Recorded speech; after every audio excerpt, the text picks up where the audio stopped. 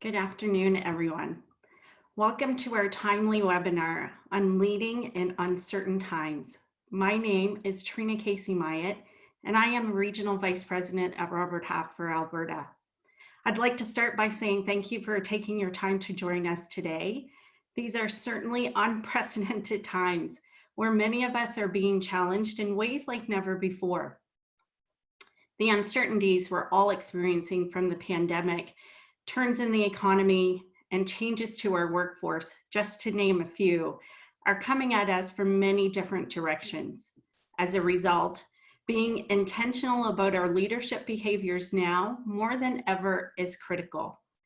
We don't have all of the answers, but we hope the research and the comments in this webinar provides you with some new insights. Our goal today is to challenge you to take a look into your leadership style and hopefully gain some new ideas on how to work effectively with your teams while providing the value your organization requires. Knowing how important leadership is today, we'll examine how we can personally lead through uncertainty and navigate these times as efficiently as possible for ourselves, our teams, and our organizations. It is my personal pleasure to introduce you to your facilitator today, Regina Woods. Regina has worked at Robert Half for 13 years with over 20 years of experience in her field. She is joining us today from sunny California. Her current position is Leader of Executive and Organizational Development. She is a key individual in determining our organizational and strategic development needs and is a sought-after keynote speaker for client-sponsored events. Prior to Robert Half, Regina worked in the hospitality industry for the Ritz-Carlton hotels. An interesting fact about Regina, and one that I'm very jealous of, is she has been an annual visitor to the island of Aruba since a child. As she has a positive impact wherever she goes, Regina was recognized by the government in Aruba as an honorary citizen and ambassador of goodwill. And with that, I will pass it over to Regina. All right. Thanks so much, Trina, and good afternoon to everyone on the call. I wanted to first recognize that it'll be a lovely time in our current state when we have the opportunity to go on vacation again. Aruba sounding really, really wonderful. And so I bet many of you, as am I, can't wait for those opportunities to go on to holiday. So with our webinar today, we really wanted to first and foremost say thank you very much for joining us today. It takes a lot, especially in these uncertain and unprecedented times, to invest in ourselves as leaders and to show up and spend some time really thinking about what are those characteristics and behaviors that are serving us as leaders during these times, in addition to serving our teams and serving our organization. And so as we think about what we are going to explore today, I think what's really interesting and a lens that's very helpful for people to start to think about is, as leaders, many of the reasons why we lead and what we lead is really staying the same during a lot of this change. But there are ways in how we lead that might start to look a little different. And I'm sure that you're starting to experience those instances just as much as our leaders are within the Robert Half enterprise. And so, as Trina mentioned, we really want to look at a number of different lenses today to help really give you some opportunity to think about how you can act intentionally, purposely, and deliberately as a leader and lean into certain behaviors and characteristics that will serve you well during the uncertain times, as well as we pull into the new normal. So as we think about the times that we've experienced over the last number of weeks, I think we're going on to months for some of us in different geographies. I want you to just take a moment mentally and think about when you hear the word unprecedented or uncertain or pandemic, there are many different reactions, thoughts, or feelings that are perhaps crossing your minds. And if you're experiencing some of those similarly to the leaders in our organization, some of those thoughts, those feelings, those reactions may be tied directly to stress. Some of them may look like worry or nervousness, anticipating different changes. But we also, during unprecedented times, we have those individuals as well that see the opportunity that may pull us out of the adversity that we're experiencing. We also see quite a bit of hope for the future. And so as we think about these times and we think about all those different emotions that we're experiencing, we know that these emotional reactions as leaders, and even for our teams for that matter, but as leaders, if we think about our experiencing what we're experiencing, these emotions really affect us in a number of ways. And so as we think about that, what I really provided here that may be beneficial in really understanding what's happening in that emotional state that we may be experiencing, we can look at this graphic and understand what is it that we're hardwired to react to when we face something like this, and what are some of those behaviors and human nature reactions that may not be working in our favor as we start to think about having to manage productivity of our teams and the results of our organization. And so if you follow along with this graphic here and just start at the top and move clockwise, the first thing you'll see here is that, when a situation presents itself, such as the pandemic, that's something that can very much, of course, catch our attention. And if we think back a couple of thousand years, our brains are hardwired really to react to a situation that we've been experiencing in one of three ways. And back a couple of thousands of years, if this was, an instance where perhaps a tiger approached a cave, or more in current days, perhaps we're crossing the street and we see a car coming towards us at full speed, we react in one of three predictable ways. We either fight, we flight, or we freeze. And those three reactions can really put us in an emotional state where, as you can make your way towards the bottom of the graphic here, we're unable to think well, or we're unable to make maybe decisions as quickly as we were in the past. Perhaps our memory is impacted and we're not able to tap into some of those resources that we typically pull from very quickly. It also can really translate and look like anger maybe into our environment and those that we're working with. And so some of these different behaviors, for example, if you tap into that flight mechanism, may look like we're pulling away from others. It may impact our need or our want to communicate as much with our teams or our peers. If we're fighting in this situation, it may look like we're coming across maybe overly competitive. It can come across aggressive, perhaps. And then if we're freezing in these situations, we may almost halt in place. We may confuse motion with progress, perhaps. And those are all the things that really impact all of these items that I covered that sit at the bottom of this graphic. And so as leaders, knowing that this is almost unavoidable and predictable, how can we then manage the different tensions and those emotions that we start to experience for ourselves and in our environment, so we're not ending up in a place where it's impacting the performance of our teams and it's impacting our relationships? We all know that as leaders, the productivity of our teams, the relationships that we have with our customers and each other, very critical to maintaining business results and getting impact. And so as we go through some of these areas in a little more detail today, we really want to help you manage this process, understand this process that happens, so when it does occur, we can manage through it as quickly as possible and hopefully work from our greatest ability and capacity. So let's look at a number of ways on and how this kind of shows up for us as leaders. And this graphic here, this is actually from a recent Harvard Business Review article. And the article was really giving us some context around navigating these unprecedented times.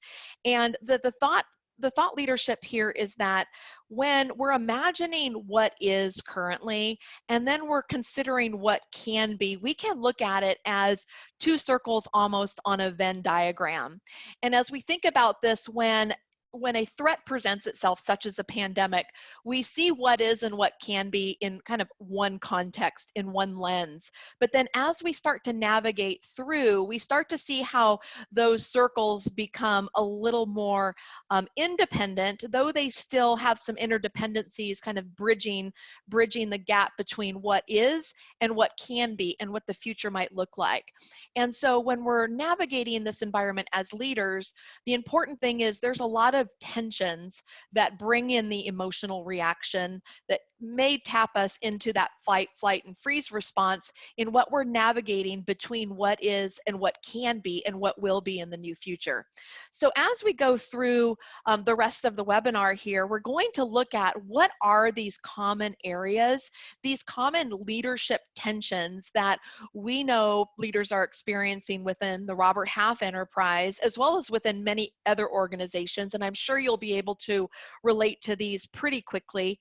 The first tension that we're going to look at is self and others. And when we're looking at self and others, you'll notice that this may be surfacing for you if you're kind of torn between giving your team everything that they need during these times, but also wanting to maintain your own productivity and attending to your own needs and the needs of your family. So you may feel some tension between navigating self and others. We'll look at that one in a little bit more detail in a minute. The second one here is reactive and proactive. And so this one, if you find yourself toggling between putting out fires, perhaps reacting to what's in the current environment, but you also want the perspective and feel the need in your organization to remain proactive, to remain competitive, and think about what strategies you might need to implement and really lean into as we get into the new normal on the proactive side. So if you're kind of toggling between those two, that's another area that we're going to explore and see why that happens and what we can do to manage it a bit more effectively. The third area here, as we're looking at process and people, is we spend a majority of our time managing business process right now. We're trying to figure out how our process might translate into the virtual world to our clients that may also be and are in a virtual space as well. So we're really focused on making sure that our processes are seamless, as seamless as possible. And at the same time, are we also realizing that leading our people can't go to the wayside and that people actually execute on the process. So you may be feeling a little bit of tension between process and people, and we'll take some time to think about that as well. And then the last one here is we're navigating, it's obvious, we're navigating challenge after challenge. There's new challenges that present themselves, but there's a mindset around challenges. And are we, of course, addressing those challenges that come forward? There's problems that need to be solved, they're challenging. And as leaders, are we also noticing that there's opportunities that lie ahead and really could use your attention and your strategy and your thought process around? And so as we look at this, the first one that we're going to dive into is the self and others. And this one I think is maybe one of the most ironic of the different tensions that we'll explore, in the sense that there's a true irony. There's a true irony here with leadership, in that we think leadership is about leading others, and it very much is, but it's also important to lead yourself. And what we like to share within our Robert Half enterprise and really help our leaders understand is that how you lead yourself is a direct reflection of how you will lead others. And so when we think about this, we might be, for example, when we went remote, we might have really focused on, do our teams have what they need to work in the remote environment? Do they have the technology at their fingertips? Are we training them on anything, any skills that they may need to be successful in the virtual space? And at the same time, we may be needing to organize our own homes and make sure that we can be productive while also, having homeschooling and others of our family that are present. And so a lot of tensions here that are impacting both productivity for your team and productivity for yourself. So knowing that both of these are important, we pose some questions here that can be really helpful as we start to explore tapping into the self side of the spectrum a bit more. So if you're focused, a bit more on your team, rightfully so, is there the opportunity to shift that focus a bit and focus on yourself to the sense that you can balance out that tension a bit. Here are some questions that cover anything from taking some time to reflect on what your strengths are that you might be able to leverage a little bit more in the current day. Also, are you protecting your own time? Having that opportunity to reflect on what you're trying to accomplish and being able to spend some time making progress on your goals, in addition to helping your team manage theirs and reach their level of achievement. Also, where are there triggers that you may be able to reflect on and manage a bit closer? What are some of those situations that cause you to be stressed, where being awareness of those triggers might give you some insight on how to navigate those intentionally a little bit more effectively? And last but not least, just like you're doing today and joining this webinar, are there opportunities maybe to learn new skills or to, again, grow and develop as a leader? And so as you think about these questions, by all means, if you try to tackle all of them at one time, it can be a bit overwhelming. You may then feel like you're focusing on yourself a bit more than others. So we would recommend pick one or two of these maybe a week and just start to dive into it a little more, to intentionally lean into that self side of the leadership spectrum. Now, if you're feeling that you might have maybe swung a little strongly over to the self side, maybe there's a lot that's been going on in your world and you're navigating family and so on, there may be an opportunity to strengthen some of the connection that we have with others. So if you're a little heavy on the self side and you're feeling like, you know what, I need to reconnect with my team a little more consistently, or my customers a little more consistently, here are some really fruitful questions and powerful questions that we have found can really open up the dialogue and create proactive communication to really get an understanding of what are they experiencing, how can you partner and collaborate and support others in trying to achieve results. So again, a number of questions here. These can take some time to have some dialogue around, but it really gives you an insight into what others are experiencing and how you as a leader might help them navigate. As we get into the second area here, which is on reactive and proactive, with the current environment, there is a huge sense of urgency. We recognize that, and we're quick to solve problems and address issues. But are we problem solving in the short term as leaders on the reactive side, potentially to the detriment of the longer term and the bigger picture that we can lean into if we practice those behaviors that are a bit more proactive? And so with this, one quick example, as Trina mentioned, I work on our leadership development team within the Robert Half Enterprise. And as we went into the remote environment really quickly, all of our teams went into that virtual space. And so we had to react, on point and really help those individuals and leaders learn how to lead and manage remotely. And so we had to very much react and create a webinar, an internal webinar for our teams. And at the same time, we're also in this space right now preparing for the new normal. We're proactively designing training for those same leaders once we pull out of the current landscape that can really help them lean into and lead proactively into the new normal and what that might look like. So just balancing this reactive and proactive lens has been really helpful and intentional as we've experienced in our organization. What we do find is that reactive tends to be a bit of the preference right now. So that's probably, as a leader, feeling a little comfortable because it allows us to take some immediate action. But if you are maybe being a little more reactive than you think might be healthy in the long term, if you're considering that you might be maybe confusing motion with progress and you want to tap a bit more into the proactive lens here are a number of ideas to really start to shift your mindset and maybe shift some of the conversations so people can start to see and understand a vision of the future. Can you give them a glimpse into what you think that might look like? We're all learning together, and so there's some vulnerability that might be part of these conversations, but can we create dialogue that really gives hope into what that future could look like? What are the possibilities? Is there an opportunity proactively to include and leverage others in decision making?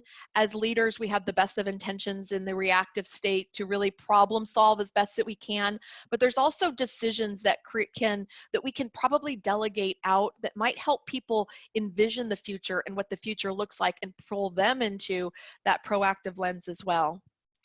The other thing too here is change. I know we hear a lot about change fatigue in our current state, and what I share with our leaders internally is this is the slowest rate of change we'll ever see today, and each day that changes. And so as leaders, we have the opportunity reactively to help our teams navigate change, but what from a proactive lens might we be able to do to forecast what important changes may need to happen within the organization, and how do we lean into behaviors where we actually create positive change? So if you start to think about change that would really provide some opportunity, that will give you some insight into the proactive lens of leadership as well. And then last but not least here is really showing that concern for the greater good, demonstrating behaviors that that have that proactive experience or characteristics to them. And a lot of this is also leading by example. So are our teams experiencing us seeing how what we're experiencing now might fit into the bigger picture and even into the greater good of not only our organization, but in the communities that you serve? So with that, Trina, I'll turn it over to you here for just a bit. I know that this reactive and proactive tension is one that, that you've experienced in your role as a leader. So I know you have some things that might be interesting to share for the group. Absolutely. I think we can all find some times when we were being reactive versus proactive. And certainly today, it is so much easier to fill your day with being reactive. And certainly at the beginning of this pandemic, I found that that was exactly what was happening to me. And I had returned from holidays after all of this had really taken hold, and everyone had moved to working from home while I was away. So when I got back to work, it was absolutely firefighter mode. And for the first few weeks, I only felt that I was dealing with issues. And even though I was touching a lot of people in a day, the overarching issues weren't changing. And that was truly that people were also in a reactive mode and a panic mode, and that our business was declining quickly. So it was very clear that I needed to change my communication and start leading and creating a vision that others would follow. And so unfortunately, like so many other organizations, ours has been impacted also, and we had to make some very tough decisions to lay off some of our staff. And we operate very much like a family at Robert Half, and we are a very close team. So having to lose some of our team members to temporary layoffs was extremely difficult, but we had a choice. We could either let the market dictate what was going to happen to the rest of us, or we could take a proactive approach and that we were going to make things happen. And with that, our new theme and our new focus is now bring them back. And so our focus is to be strategic and flexible and leave no stone unturned so we can return our colleagues as soon as possible. And I'm happy to say that taking this proactive approach has not only brought us more wins, but it's also had a very positive impact on the remaining staff and has given them something to fight for. Thanks so much, Trina. So now we're going to go into the third area here, and let me make sure that the slides are working. There we go. So this third area that we're going to look at is process and people. And with process and people, I alluded to this earlier, but as we think about what's ahead of us and what we've been navigating, there's a lot of focus, or there was a lot of focus on how do we ensure that our processes are in place and that they're sustainable regardless of what's happening in the environment and the marketplace. And we also know that our processes, whether they're developed or executed by people, are only as good as the people behind them. And so when we think about process and people, we do tend to lean into, as leaders, one side of the spectrum or the other. And so here I put it as a bit of a continuum, and give you and invite you the opportunity to reflect as I start to share some of the characteristics of both, and really get an understanding of where is maybe your innate preference as it relates to process and people. So as a leader, if you think about your approach, if you tend to be a bit more operationally focused, if you're very much much in tune with key metrics, if you like that culture of high accountability, setting very clear expectations, if an analytical analysis is really something that speaks to you and helps you drive business, those would be some of the characteristics of a leader that would sit on the process side of the spectrum here.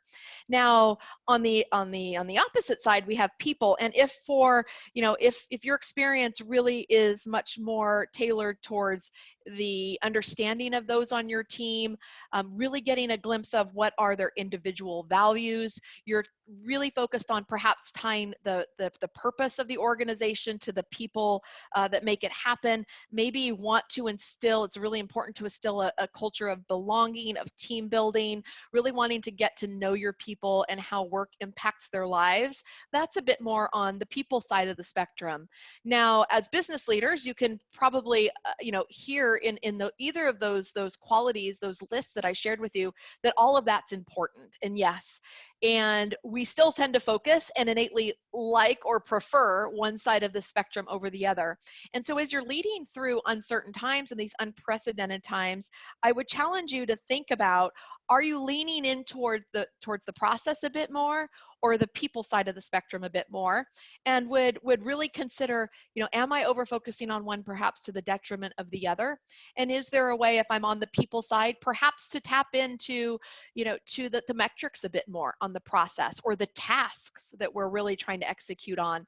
And if you're on that process side, maybe more proactive communication and really getting a sense of how people are doing, what's working for them, what's not working, what do they see as ways that we might be able to do our business a little differently as we're navigating through some of the uncertainty, can be really helpful here.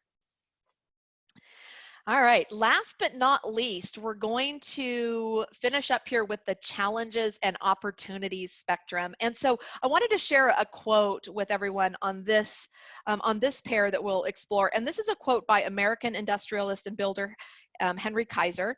And he says that problems are opportunities in work clothes. And when I think about that quote, this is really giving us the opportunity to think about, are we seeing everything that's coming at us as leaders from a challenge perspective, or are we seeing it as an opportunity?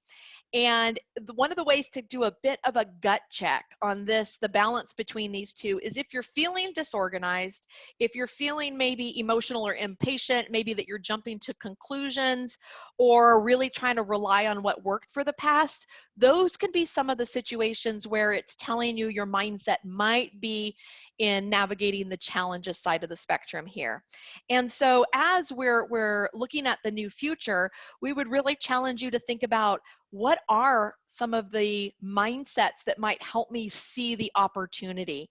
And so am I putting band-aids on different situations, or am I actually thinking about, what is the root cause? What is the issue? Can I really rely on some of the logic, the models, the problem-solving approach, but actually look at it from the lens of what the future may be and what opportunity exists? A couple of the other pointers here is that, there's a lot of creativity and innovation that we're seeing come out of the marketplace and within our organization.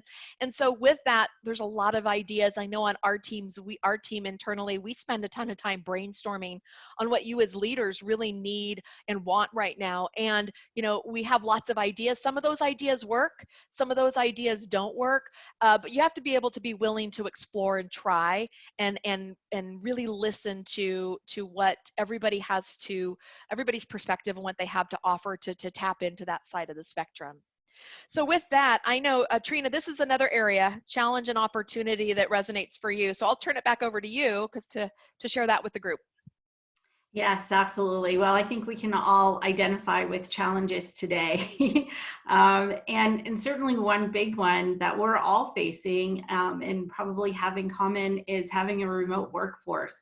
It's definitely created challenges that many of us have never experienced before. But however, it does bring some opportunities forward. And certainly, as we know, finding top talent is definitely a challenge. And depending on where your organization is located, you may have better access to certain talents than others.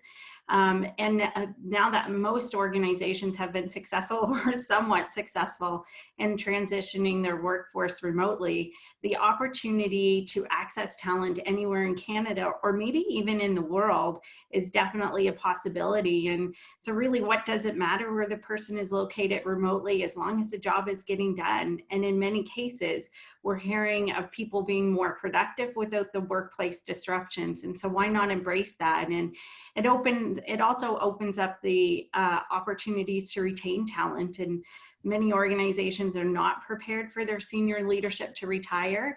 And however, their senior talent may be ready to embrace warmer climates and say goodbye to Canadian winters. So why not consider retaining that talent remotely, even on a part-time basis? And hoping my manager is maybe on this webinar and allows me to start working from Florida 6 months out of the year. But just to give a recent example, we had a client in Vancouver who was searching for a contractor who had a specialized skill set in preparing grant proposals. And unfortunately, our Vancouver team was not able to find that talent in Vancouver in the timeframe that the client needed. And so they reached out to their colleagues across Western Canada. And fortunately, our Edmonton office happened to work with someone who had that background. And within a 24-hour time frame, they were able to connect the company with the individual, and she was able to complete the requirements remotely. And so prior to dealing with this pandemic, that company may not have had access to that individual or have been open to it. So I think that it's a huge opportunity for companies to be more successful today. Thank you so much, Trina. All right, and I failed to mention this earlier on the call, but there is a Q&A feature within the Zoom meeting. So if you go down to the bottom of your screen and hover there, you can submit any questions that might cover the topics that we addressed or anything else as it relates to the leadership or the talent management space. So I'll pause here just for a moment and give you an opportunity to surface any questions. We'll do our best to address them. If we can't answer them today, we will definitely have somebody follow up with you. So I'll pause here just for a moment and see if there's any questions that have been submitted.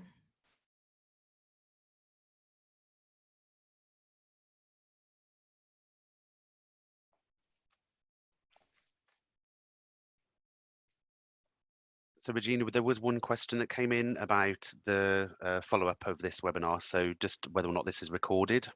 So if you want to just let them know. Perfect.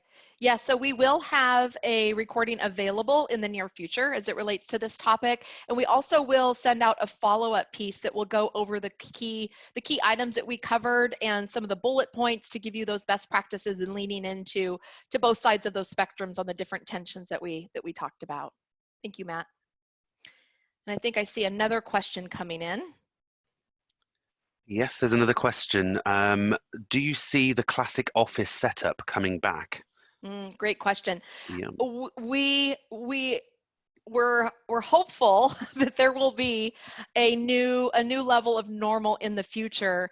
We also understand that it will probably be more of a hybrid that we'll experience in the future than what was. Because when we think about that graphic, you know, what was is what was, what is what we're experiencing now, and what will be is probably going to be a bit of a combination of all of that. And so one thing that we're really focused on within the Robert Half enterprise is making sure that all of the virtual and the remote tools that our leaders have had, as well as their teams, in order to execute on their work, that we create a consistency there. So whether that looks like a 50-50, half of the team in the office certain days, the other half remote, or vice versa, whether it looks like, you know, those some instances where people may have families and, you know, be taking care of children that are out of school or elderly, that they may need to have special circumstances and arrangements. So there'll be things that will probably be done on an enterprise-wide scale that'll give us some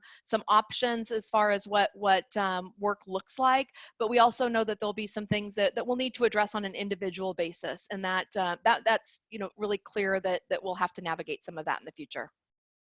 Mhm. And if I can add to that, Regina, I read a study just recently that prior to this, approximately 30% of individuals worked remotely occasionally. And those numbers have changed in terms of looking into the future, and that I think it was something like 43% of individuals said that they would be working remotely somewhat in the future. And so I think we are definitely going to see a lot more remote work. But I also think that there may be considerations in the future to the open work environment, and that, hopefully we don't get to see something like this again in our lifetime, but it may happen again in the future. And I think that organizations will start to relook at where are their people working, but also what does it look like when they are in the office? Will we go back to more of that traditional office, each individual in an office environment versus the open environment? I do think that we will see something very different. And I had a conversation with a client the other day where they're already looking at reducing their office space so that they can take advantage of the remote work. So I do think that we will see some differences in the future. Agreed. Thanks, Trina. We've got a couple of other questions. First of all, how can you build a common culture when everybody is working remotely? And as a follow on that, any tips for onboarding new employees remotely? Do you want me to repeat the question? One more time, Matt. Yeah, so how can you Thank you. build a common culture when everybody is working remotely? And then following on, any tips for onboarding new employees remotely? Yeah. Trina, do you want me to take that one? Sure. Okay, all right. So when we think about organizational culture and team culture, their culture is an accumulation of behaviors and how work gets done. And so as you know, your teams have a certain culture and experience when they were, pre-pandemic. And one of the things that we're really staying close to within our enterprise is being transparent with leaders around paying attention to behaviors that start to emerge in the virtual environment that may not reflect the culture that the team is striving to achieve and the environment that they want to work in, whether that's in person or remote. So when we're thinking about culture, it's all about behaviors that people practice. And so as a leader, I'd be really in tune to what behaviors are you seeing that are in support of the culture that existed, that you wanted to continue. And if there are new behaviors that are actually providing and enhancing the culture that you're seeing on your team, encourage those behaviors, call those behaviors out. We find that behavior change is the best way to influence culture change and to sustain a healthy culture. From an onboarding standpoint, there are a lot of tips and tools as far as onboarding. One of the things that I recommend most specifically is really keeping the communication channels open and the touch points open with new employees. So from a tactical perspective, making sure that they have everything they need to do their job, those laptops, connectivity, email already started on their behalf and so on. But also, are we creating the people side and the connection and introducing them to their peers and allowing them to have lifelines with those on their teams to really not only onboard and really see what their purpose is within the team and to the greater organization, but also to get an understanding of what that culture is and be able to assimilate into that culture as efficiently as possible. Great question. Thank you. Thanks, Regina. We have a couple more questions. All right. First of all, how can we manage a CEO or HR that insists that employees return to a physical presence as soon as possible versus employees who have been working from home and who have been productive and well managed? Trina, you want that one or? I'll take that one. Okay. All right. I think every organization really needs to look at what is it, how do they want to proceed? And I do think that there needs to be, before we even get to the place where people can start returning to work, there needs to be some discussions that happen prior to that in terms of how are we going to treat it, because everyone is reacting a little bit differently to the situation. And there will be individuals, whether they have maybe elderly parents at home, or they have individuals at home that have a compromised immune system, that they need to be that much more cautious, that these things are discussed before we hear from our governments that we can start returning to work. And I think it needs, more than ever, we need to be taking a very humane approach to this situation, because there's a lot of different, there's just a lot of different impacts that it is having. And to retain your talent and to maximize the productivity that you can get from them, we really need to be, as leaders, taking an individual approach. Different and definitely difficult if you have some senior leadership that may not agree with some of the approaches that are wanting to be taken.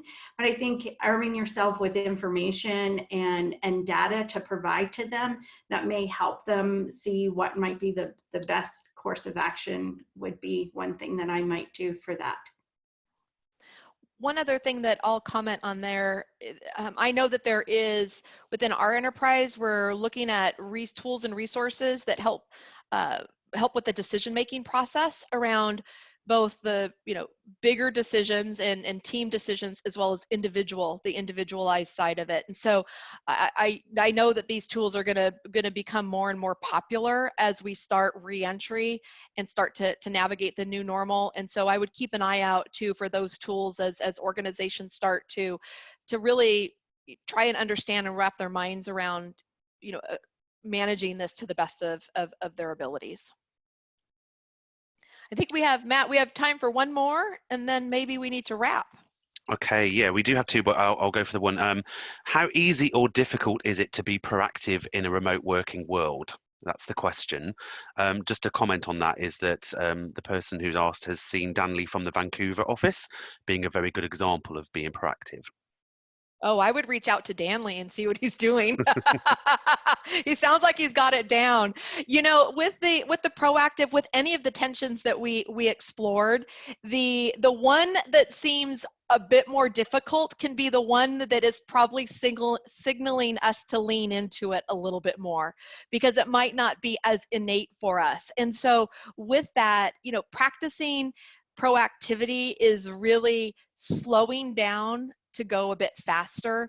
We get in this reactive mode when we want to take action. And as leaders, action for many of us equals results, and it equals impact. And yes, by all means, that action is very purposeful and provides us a ton of value. The thought process around needing to slow down and reflect, there's a lot of reflection that takes place in what's worked and not worked in order to signal what steps we might need to take in the future. And so setting some time to really think about and reflect on, and getting out of the action-oriented mindset into the reflective mindset can really help with that proactive side. So if this is something that isn't as innate for you, that's okay. We all have a preference here, but I would recommend putting some time on your calendar to think about what's working, think about what's not working, think about what the possibilities are of the future, and that'll help you pull into that mindset. And then you might want to reach out to Danley, because he probably has a few more tips. Well, I've worked pretty closely with Danley, and he's always proactive. And if I could just add a little thing to that, most people start their day with a to-do list. Start your day with thinking about what is the impact that you want to have by the end of the day, and what are the actions that you need to take throughout the day to make sure that happens, and do that first. We are all being very reactive right now because there are so many different things that are coming, but set that time aside to make sure that you are having the impact every single day that you need to have today. All right. Thank you both. With that, Trina, I'll turn it over to you to close us out. Wow. First and foremost, I want to say a huge thank you to Regina for joining us today. It's always a pleasure to work with you, Regina, and it's so great that we get to have your knowledge and to bring it to our Canadian group here. And I wanted to say thank you to you for taking your time out to join us today. I hope you were able to pick up at least one new tool to help you on your leadership journey. And if there's anything that Robert Half may be able to assist you with, please don't hesitate to reach out to us. All the best to you, your teams, your organizations, and your families. Please take care and continue to be well. Thank you and have a great day.